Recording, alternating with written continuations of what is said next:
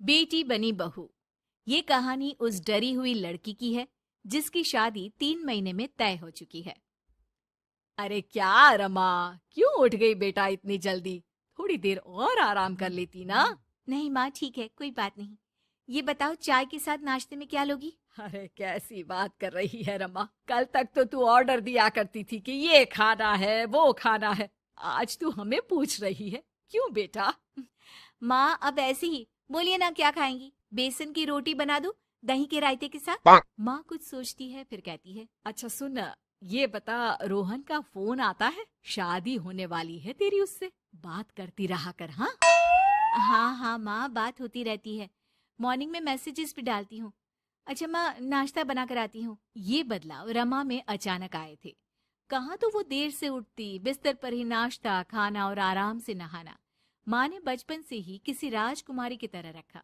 पढ़ने में होशियार और काफी सोचने वाली लड़की थी रमा। क्या बात है, आज तो नाश्ता बिल्कुल अलग बना है। ये कॉम्बिनेशन अपने घर में तो मैंने नहीं खाया। पापा, वो रोहन की मम्मी सोमवार को यही खाती है, इसलिए मैंने बनाया सीखने के लिए।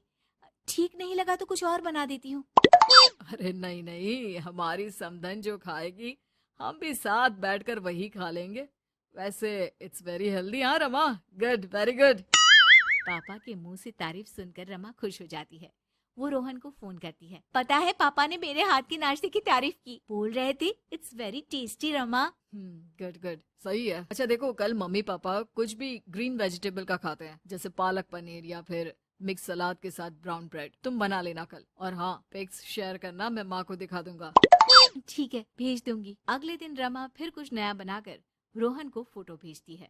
अपनी माँ को दिखा देना, ये मैंने बनाया है। तभी वहाँ उसकी माँ आ जाती है।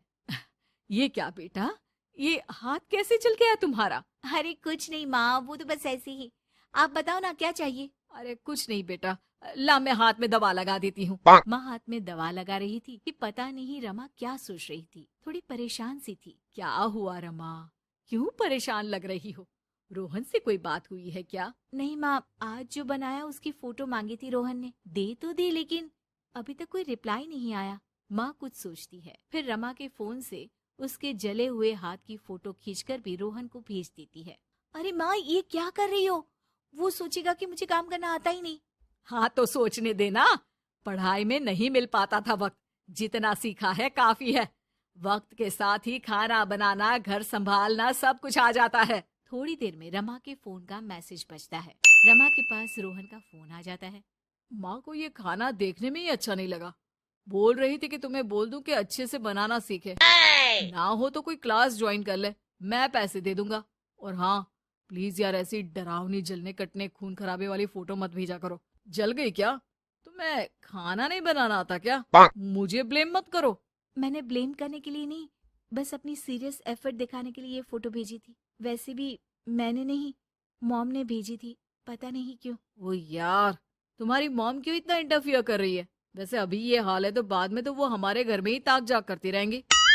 उनसे कहो कि मैं तुम्हें उस घर के लिए तैयार कर रहा हूँ जहाँ अब तुम्हें पूरी जिंदगी रहना है। रमा को रोहन की बात ठीक नहीं लगती। वो फोन रख देती है, लेकिन सोच में पड़ जाती है कि आखिर वो ये बात माँ को बताए कि नहीं। अब हर वक्त या तो वो रोहन का बताया खाना बना रही होती है, या उसके कहने पर उसकी पसंद की टीवी शोज, वेब सीरीज या फिर किताब पढ़ रही होती है। क्या बात है रमा, आजकल मैं देख रही हूँ कि तुम बहुत परेशान सी रहने लगी हो। कोई बात हो तो बता दो बेटा। नहीं माँ, वो रोहन ने कहा था कि उसकी पसंद मुझे पता होनी चाहिए, जिससे कल को हम साथ हो तो हम लोग मिलकर अच्छे से बात कर पाए। उसने कुछ वेब सीरीज देखने को कहा था, लेकिन क्या कहूँ माँ, मेरी तो समझ में ही नहीं आ रही वेब सीरीज। अरे तो बोल देना रोहन को नहीं देखनी, या फिर एक काम कर, तू उसे अपनी पसंद का सिर्फ एक गाना सुनने को बोल। ला मैं मैसेज कर देती हूँ।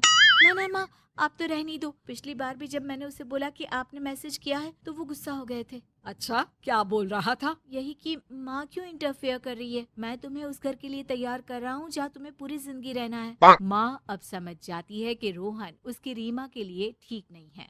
रहने दे रीमा, ये रोहन मुझे ठीक नहीं लगता। तू बोल तो मैं कोई और रिश्ता देखूं। अरे नहीं माँ, मेरे पूरे फ्रेंड सर्कल में ये बात हो गई है, नाते रिश्तेदार आस पड़ोस सभी। हाँ ठीक है बेटा, चल कुछ दिन और देख ले। लेकिन ये मत सोचना कि यहाँ शादी नहीं हुई तो कुछ बुरा हो जाएगा। ये देखना कि इससे शादी हुई तो भविष्य कैसा रहेगा।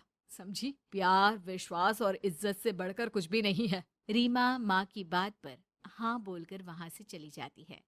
अगले रोज रोहन का फोन रीमा के पास आता है। मैंने तुम्हें एक स्किन डॉक्टर का फोन नंबर दिया है। माँ बोल रही थी कि तुम सांवली हो और दिखने में भी नैन नक्श थोड़े। एक काम करो ना, तुम इनसे अपना ट्रीटमेंट शुरू करवा लो। होप कि थोड़ी देखने लायक हो जाओ। आज तक रीमा से किसी ने इस तरह बात नहीं की थी। वो ये बात सुनकर सीधे शीशे के सामने खड़ी हो जाती है।